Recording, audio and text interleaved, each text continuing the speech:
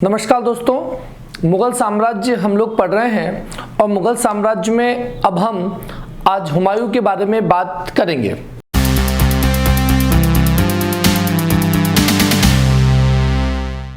हम लोगों का इस समय चल रहा है मुग़ल साम्राज्य और मुग़ल साम्राज्य चलता है, आप लोगों को जैसा कि पता है, 1526 से 1707 तक। मुग़ल साम्राज्य में हम बाबर के बारे में पहले पढ़ चुके हैं। बाबर 1526 से 1530 तक शासक रहता है और बाबर के बाद अब अगले शासक हैं हुमायूं, जिनका शासन 1530 से 1540 तक चला और फिर 15 वर्षों का सूरी वंश का शासन रहा। उसके पश्चात 1555 से 1556 तक ये शासक रहे।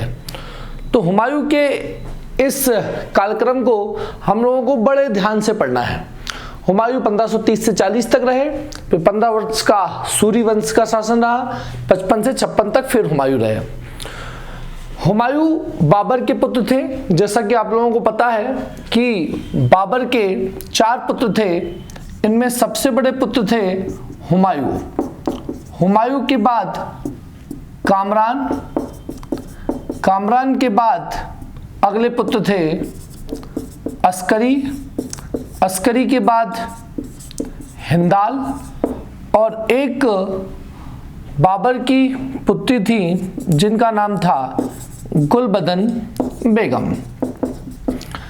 बाबर ने मरने से पहले हुमायूं को ही अपना उत्तराधिकारी घोषित किया था और अपने भाइयों के बीच सारी सत्ता बांटने के लिए कहा था। तो हुमायूं ने बाबर के ही कहे अनुसार अपनी सत्ता अपने भाइयों के बीच बांटी और स्वयं मुगल साम्राज्य का अगला शासक बन गया हुमायूं। हुमायूं के संबंध में इतिहासकार कहते हैं, कुछ इतिहासकार कहते हैं कि भाग्यशाली शासक था, कुछ कहते हैं ये अभाग्यशाली था, अभागा शासक था, क्योंकि इसका जो जीवन है वो पूरा उतार चढ़ाव वाला रहा। इस कारण से हुमायूं के संबंध में इतिहासकार अलग अलग तरह की बातें करते हैं। हुमायूं के संबंध में कुछ सामान्य बातें, जैसे कि हुमायूं जो है वो अफीम खाता था, हुमायूं को अफीम खाने की आदत थी, ज्योतिष में विश्वास रखता था। हुमायूं ज्योतिष के अनुसार ही 7 दिन सप्ताह के अलग अलग कपड़े पहनता था, अलग अलग रंग के कपड़े पहनता था। हुमायूं के भाई उसके बंटवारे से ज़्यादा खुश नहीं थे। इस कारण हुमायूं के भाई जो हैं वो हुमायूं के शत्रु बने हुए थे। हुमायूं के भाइयों के संबंध में ऐसा कहा जाता है कि हुमायूं जिस किले पर आक्रमण करने वाला था, एक बार हुमायूं के भाइयों ने हुमायूं के लड़के को, उसके पुत्र अकबर को उसी किले पर बांध दिया जहां तोप से आक्रमण कर रहा था हुमायूं। फिर उसे पता चल गया थोड़े समय पहले, तो उसने फिर उस किले पर आक्रमण नहीं किया और अपने पुत्र अकबर को वहां से छुड़वाया। हुमायूं के भाई उसके दुश्मन थे, परंतु हुमायूं के इसके अतिरिक्त जो बाहरी दुश्मन थे उनमें एक नाम है महमूद लोदी, ये नाम आपने सुना होगा। इसके अलावा एक था बहादुर शाह और सबसे बड़ा शत्रु हुमायूं का था शेर शाह सूरी।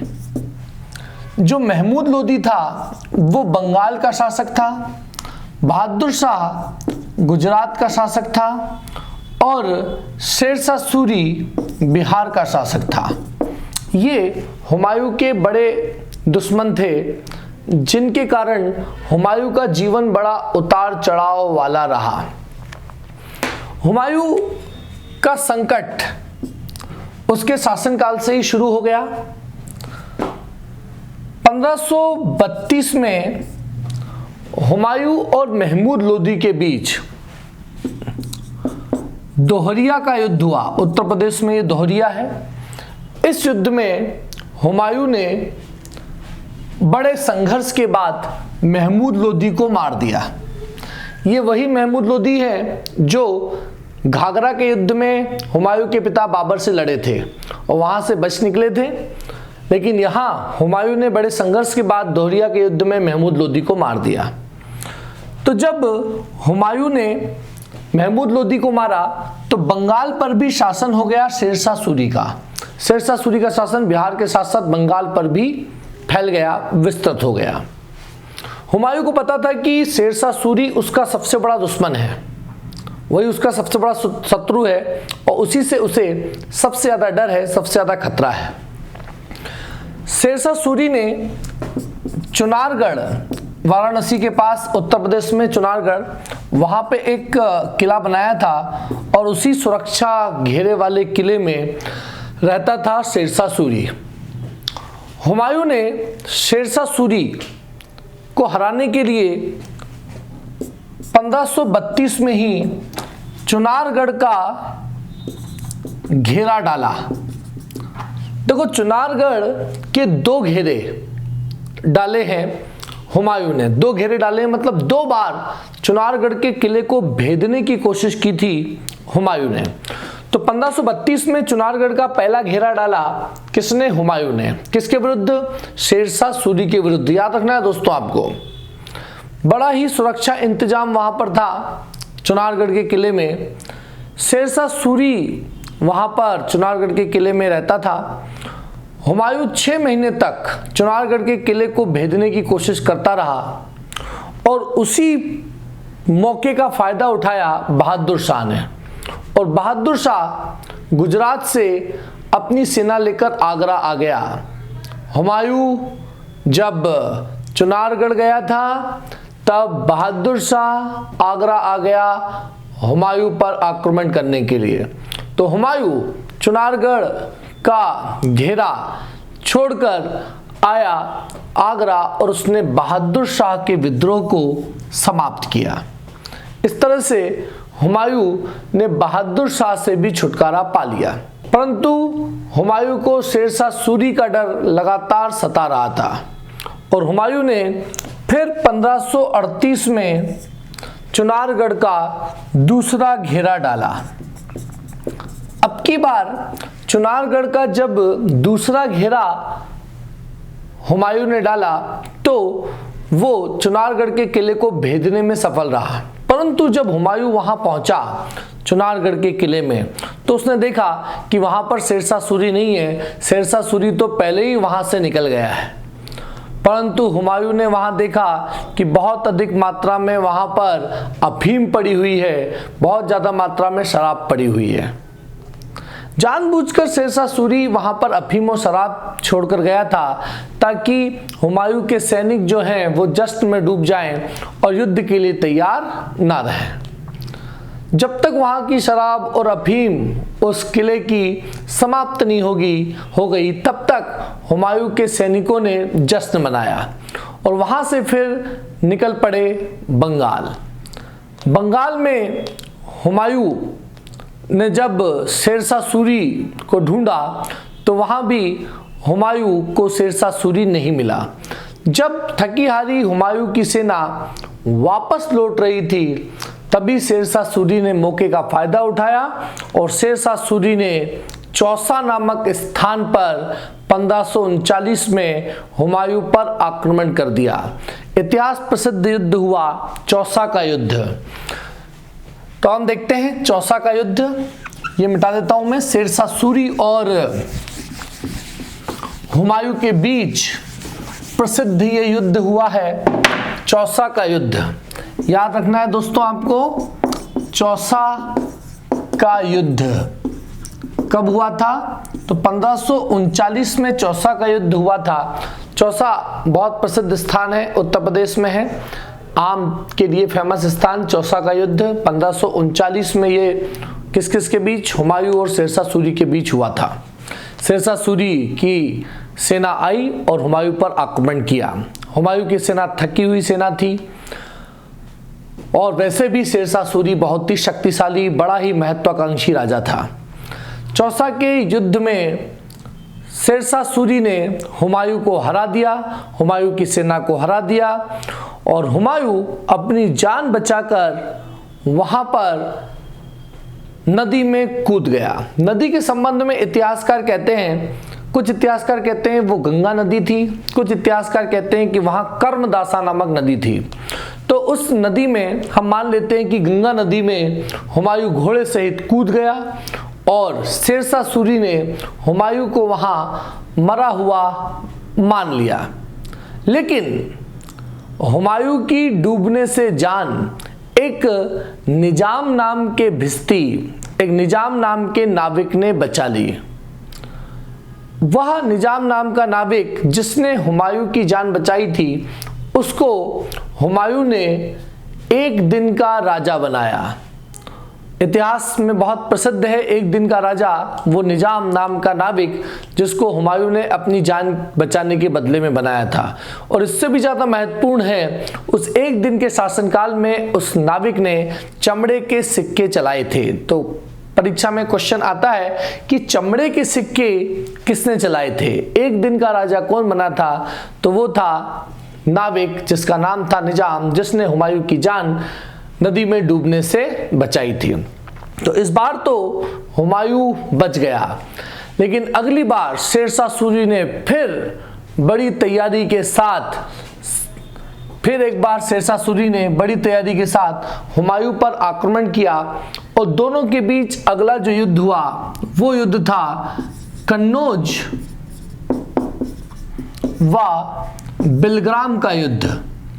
ये जो बिलग्राम और कन्नौज है दोस्तों, याद रखना है उत्तर प्रदेश में है। यह युद्ध हुआ था 1540 में।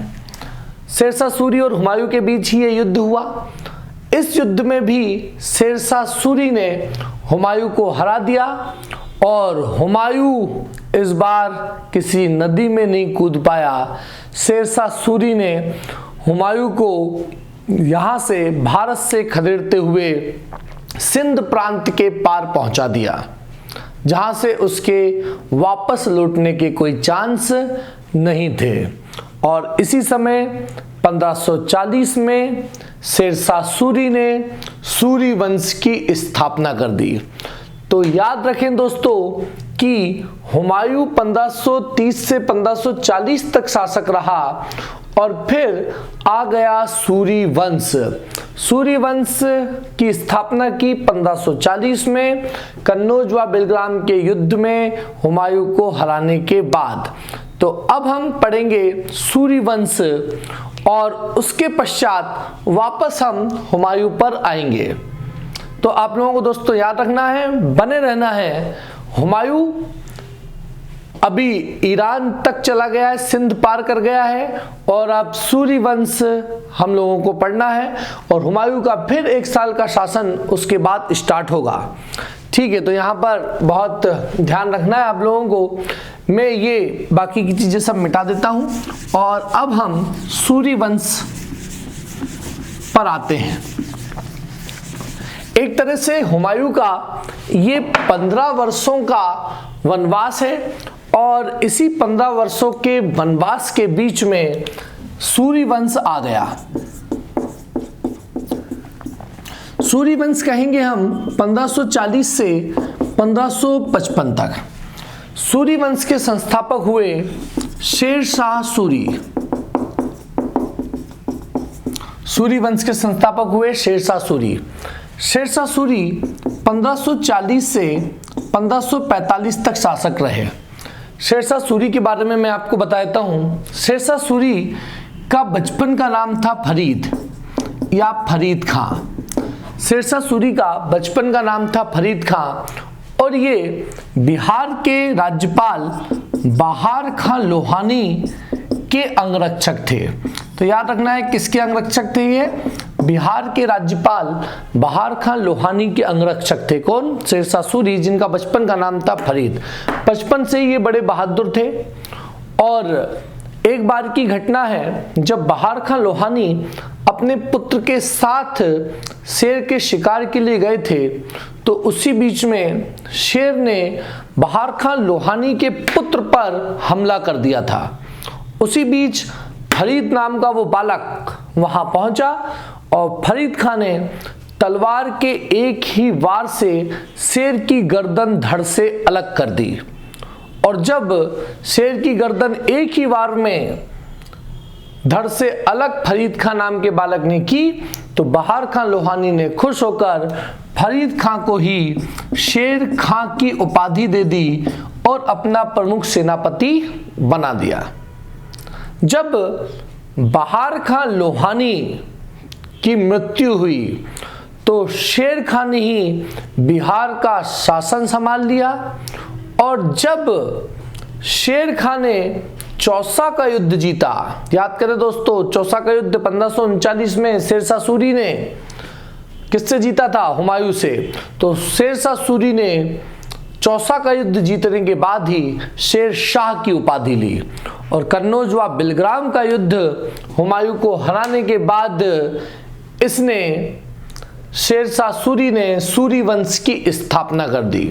आपको याद होगा दोस्तों, जब चंदेरी का युद्ध हुआ था उस समय चंदेरी के युद्ध में मुगल सेना में बाबर के साथ एक सैनिक ने भाग लिया था और उसी समय उस सैनिक ने बाबर के सामने प्रण लिया था कि वो मुगल साम्राज्य का अंत कर देगा। तो वही था शेर खां जिसने बाबर के पुत्र हुमायूं को हराकर सूरी वंश की स्थापना कर दी। याद रखना है दोस्तों आपको, सूरी वंश द्वितीय अफगान वंश कहा जाता है। याद रखें, प्रथम अफगान वंश जो है वो लोदी वंश कहा जाता है। प्रथम अफगान वंश लोदी वंश के संस्थापक कहे जाते हैं बहलोल लोदी, और दूसरा अफगान वंश कहा जाता है सूरी वंश। और सूरी वंश द्वितीय अफगान वंश के संस्थापक कौन कहे जाएंगे? तो वो कहे जाएंगे शेरशाह सूरी। शेरशाह सूरी 1540 से 1545 तक शासक रहे, परंतु याद रखें सूरी वंश 40 से 55 तक चलेगा। तो शेरशाह सूरी के बारे में महत्वपूर्ण बातें कुछ हम जान लेते हैं। तो आपने देखा कि बचपन का नाम फरीद खां था और बहार खां लोहानी के ये अंगरक्षक थे। बहार खां लोहानी के पुत्र की जान शेर से बचाकर इन्हें शेर खां की उपाधि मिल गई और फिर इन्होंने चौसा का युद्ध जीतकर शेर शाह की उपाधि ले ली और कन्नौज बिलग्राम का युद्ध जीतकर शेरशाह सूरी ने सूरी वंश की स्थापना कर दी। शेरशाह सूरी जो है वो अकबर के अग्रगामी कहे जाते हैं। मतलब जिस तरह के महत्वपूर्ण कार्य मुगल शासक अकबर ने किए थे उससे पहले उसी तरह के महत्वपूर्ण कार्य शेरशाह सूरी ने भी किए थे। शेरशाह सूरी के द्वारा किए गए महत्वपूर्ण कार्यों में यदि हम देखें तो सबसे पहली बात आती है, इन्होंने पाटलिपुत्र के अवशेषों पर पटना शहर बसाया। याद रखें दोस्तों, पटना शहर किसने बसाया? तो शेरशाह सूरी ने ही पाटलिपुत्र के अवशेषों पर पटना शहर बसाया था। दूसरी बात, इन्होंने दिल्ली में पुराना किला का निर्माण करवाया था और उसी में किला एक कोहना नामक मस्जिद का निर्माण भी शेरशाह सूरी ने करवाया था। पुराना किला दिल्ली में बनवाया था, उसमें किला एक कोहना नामक मस्जिद बनवाई थी शेरशाह सूरी ने।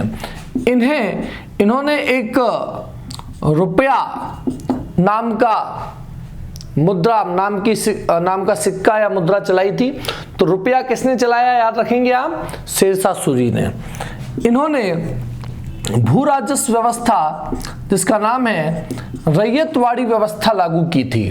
रैयतवाड़ी एक भू राजस्व व्यवस्था है, लगान वसूल करने की व्यवस्था है। इसमें रय का मतलब होता है फसलों की सूची।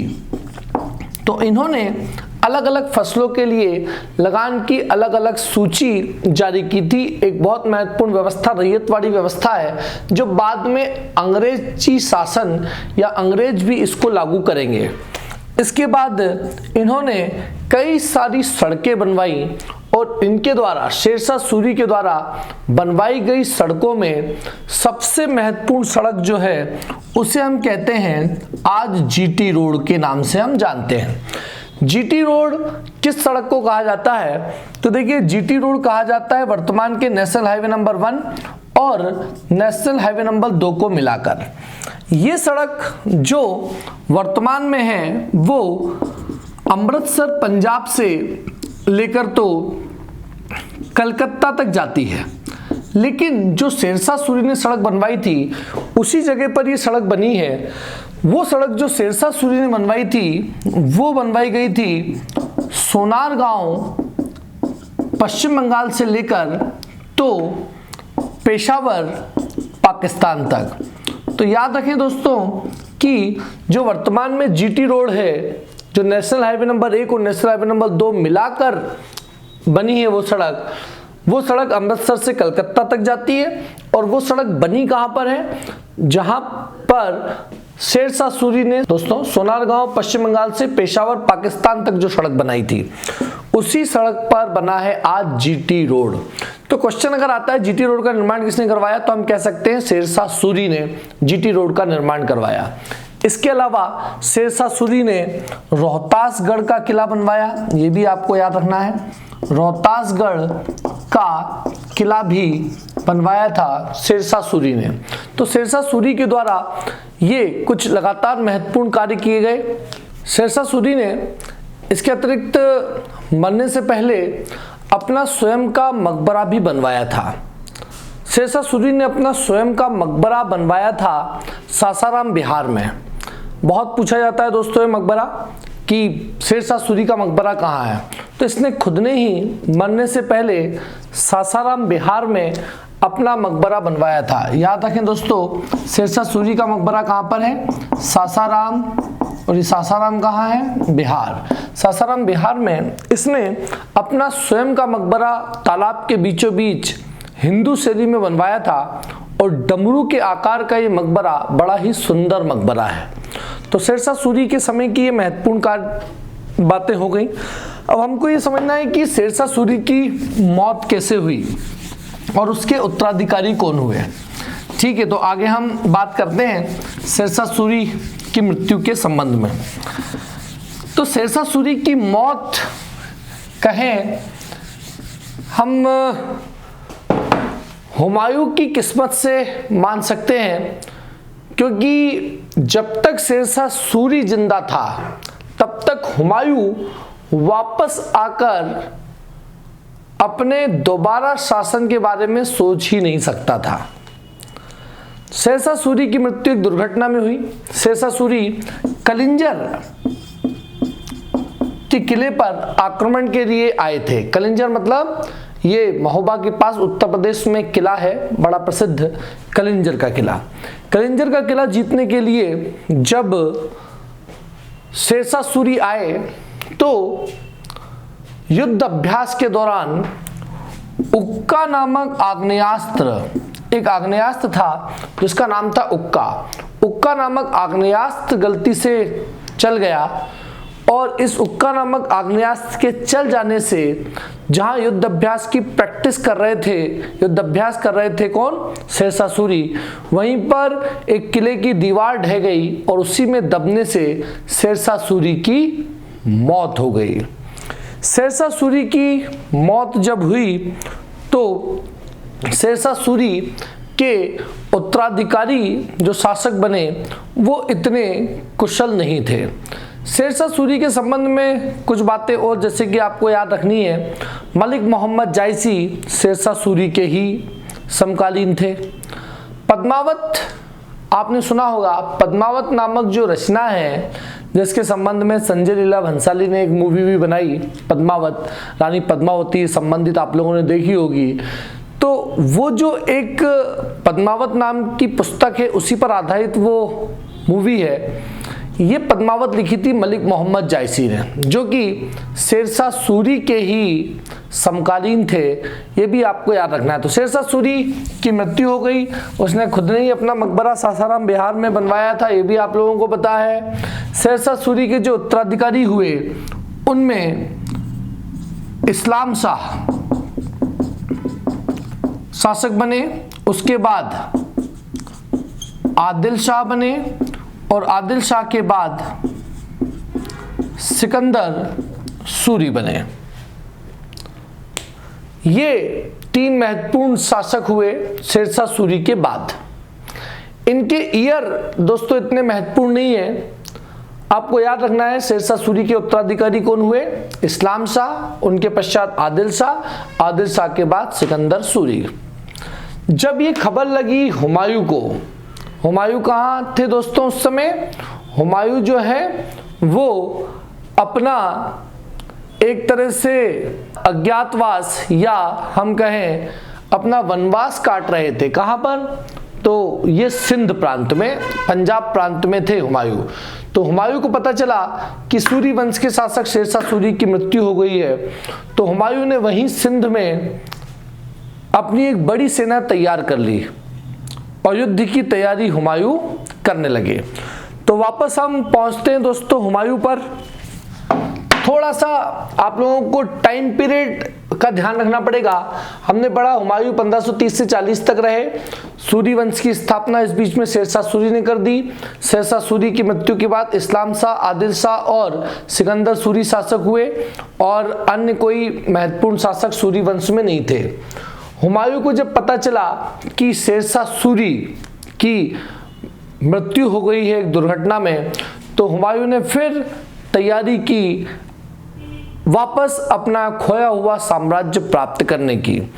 हुमायूं कहाँ थे? तो याद रखें दोस्तों, 1540 में शेरशाह सूरी ने उनको कन्नौज व बिलग्राम के युद्ध में हराया था और वो यहाँ से चले गए थे।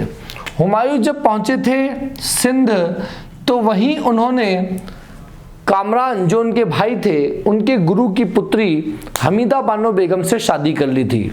याद रखना है आपको, हुमायूं की शादी 1540 में हुई थी हमीदा बानो बेगम से। किससे हुई थी? हमीदा बानो बेगम। ये हुमायूं के ही भाई कामरान के गुरु की पुत्री थी और हमीदा बानो बेगम के गर्भ से ही 1542 में अकबर का जन्म हुआ था। तो याद रखना है दोस्तों, अकबर किसके पुत्र थे? हुमायूं के पुत्र थे। अकबर का जन्म कब हुआ? तो हमीदा बानो बेगम के गर्भ से ही अकबर का जन्म 1542 में हुआ। पूछा जाता है अकबर का जन्म कहाँ हुआ था? तो अमरकोट के राजा, अमरकोट के जो राजा थे वो हुमायूं के ही मित्र थे, उनका नाम था वीरसाल।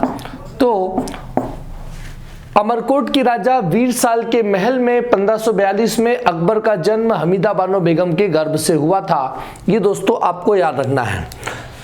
हुमायूं ने क्या किया था कि बैरम खां को ही अकबर का संरक्षक बनाया था। तो पूछे जाते हैं कि अकबर के संरक्षक कौन थे? तो अकबर के संरक्षक थे बैरम खां और हुमायूं के सेनापति भी थे बैरम खां।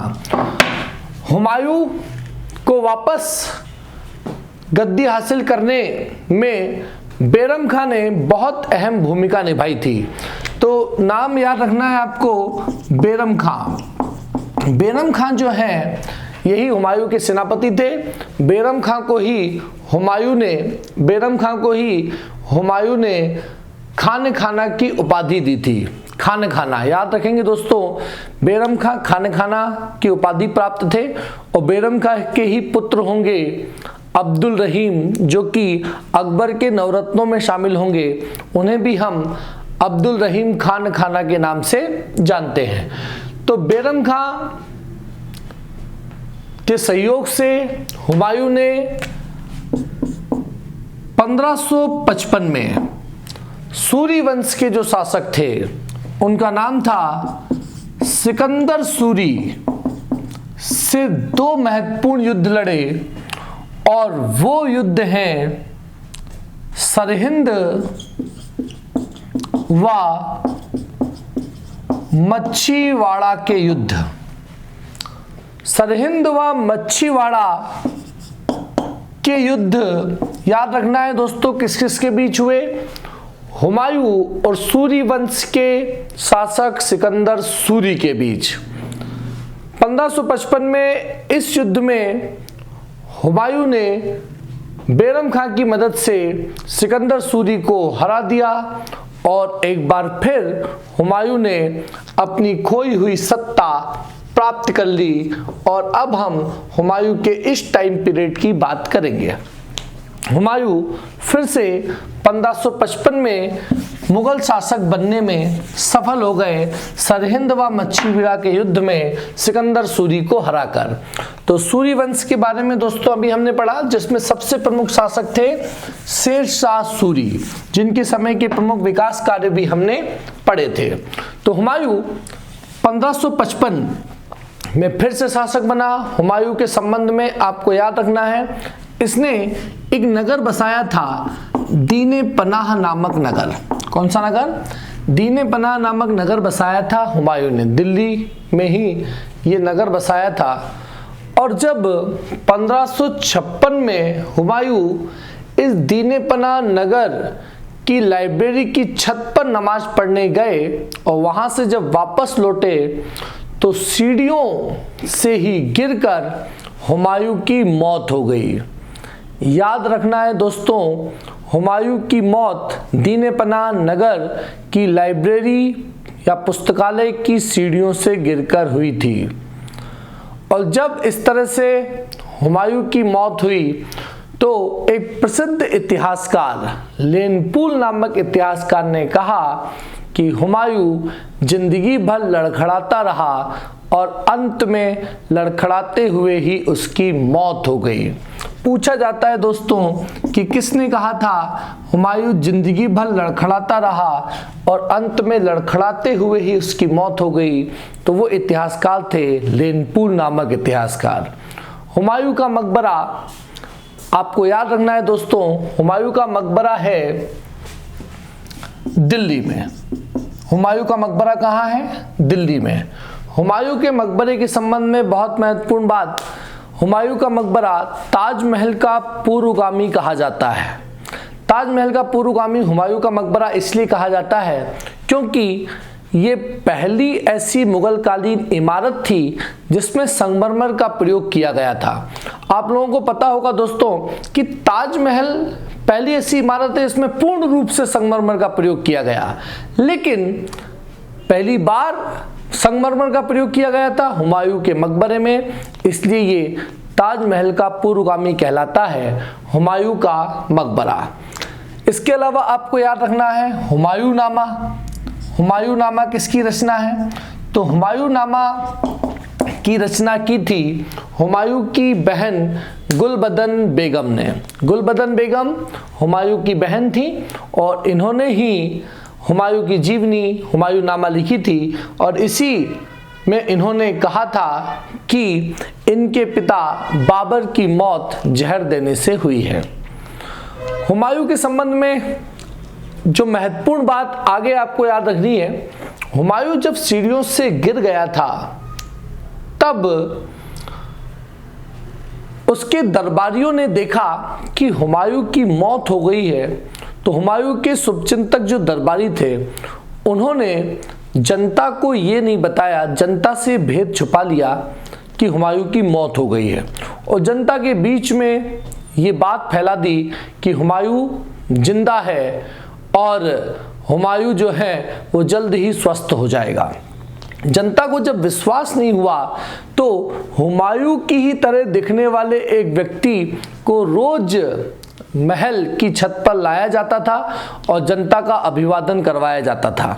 ऐसा उन दरबारियों ने इसलिए किया था ताकि यहाँ हुमायूं का कोई मरने के बाद शासन ना स्थापित कर ले। देखो एक्चुअल में था क्या कि जब हुमायूं की मौत हुई थी तब हुमायूं का पुत्र अकबर वहां पर नहीं था। जब हुमायूं की मौत हुई थी तब अकबर कहाँ था दोस्तों? उस समय अकबर पंजाब के गुरदासपुर के पास कालानौर में एक सैन्य अभ्यास में था, सैन्य प्रशिक्षण में था। कहाँ पर? कालानौर में। कालानौर कहाँ है दोस्तों? तो कालानौर पंजाब के गुरदासपुर के पास में है। वहीं पर बैरम खां के साथ सैन्य अभ्यास के लिए अकबर गया था और अकबर के साथ उसका संरक्षक बैरम खां भी था।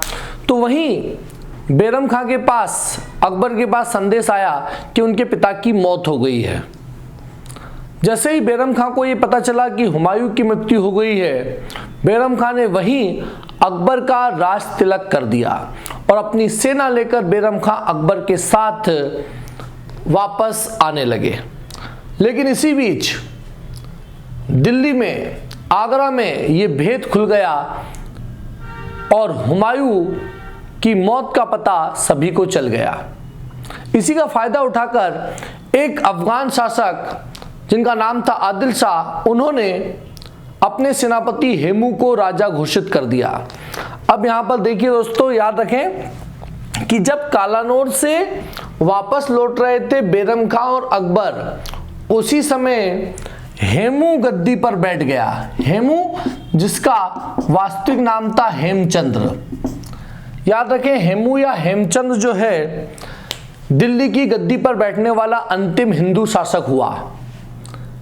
हेमचंद या हेमू ने विक्रमादित्य की उपाधि धारण की थी।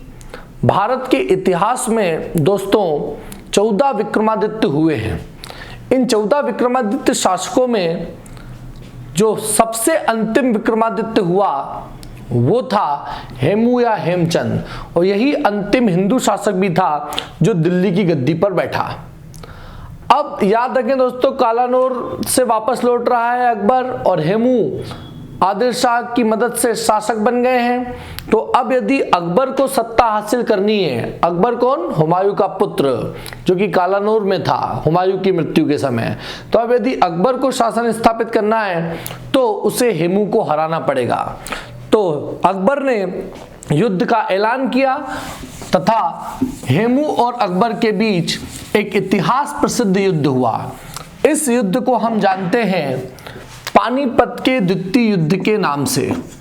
पानीपत का द्वितीय युद्ध, याद रखें दोस्तों, पानीपत का प्रथम युद्ध 1526 में हुआ था और ये हो रहा है पानीपत का दूसरा युद्ध। ये युद्ध हुआ था अकबर और हेमू के बीच। अकबर की ओर से इस युद्ध में लड़ रहा था बैरम खां, क्योंकि अकबर इस समय मात्र 13-14 साल का था। इस युद्ध में जब हेमू और अकबर की सेना भिड़ी तो हेमू यह युद्ध जीत रहा था, परंतु इसी बीच में एक तीर आकर हेमू की आंख में लग गया और हेमू घोड़े से गिर गया। जब हेमू घोड़े से गिरा तो हेमू की सेना हेमू को मरा हुआ मानकर हतोत्साहित हो गई और भाग खड़ी हुई। बैरम खां ने हेमू को गिरफ्तार कर लिया और उसकी दूसरी आंख भी फोड़कर उसे जिल्लत भरी मौत बैरम खां ने दी। हेमू की मौत के बाद अब अकबर का अन्य कोई विरोधी नहीं बचा और हुमायूं के ही पुत्र मात्र 14 साल की उम्र में अगले शासक बने अकबर। अकबर, जिसका बचपन का नाम बदरुद्दीन था, वो जलालुद्दीन मोहम्मद अकबर के नाम से शासक बना। दोस्तों, आज हमने हुमायूं और सूर्यवंश आदि के बारे में पढ़ा और अब हम अकबर के बारे में पढ़ेंगे। उम्मीद है आपको सब इतिहास की बातें समझ में आ रही होंगी और आगे भी इसी तरह के वीडियो आप लोगों को मिलते रहेंगे। धन्यवाद।